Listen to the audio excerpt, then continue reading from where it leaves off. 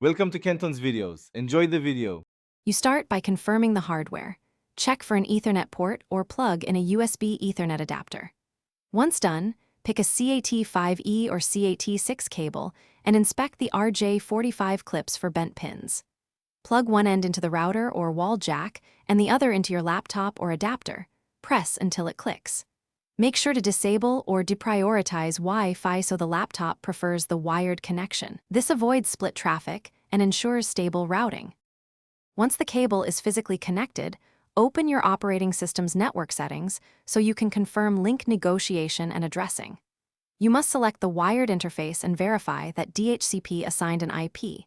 If not, configure a static IP, subnet mask, gateway, and DNS manually. Make sure auto negotiation shows 1000 Mbps or 100 Mbps as expected. If speed is lower, try a different port or cable. While you adjust settings, test with ping to a known IP to confirm Layer 3 connectivity. To finish, run a quick speed test and watch for stable throughput over 1 to 5 minutes so you spot intermittent drops. If something goes wrong, start troubleshooting.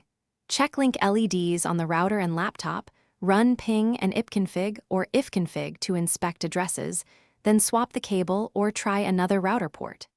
If that fails, reboot the router and reinstall the USB Ethernet drivers. This usually resolves driver or negotiation conflicts and restores a reliable wired connection.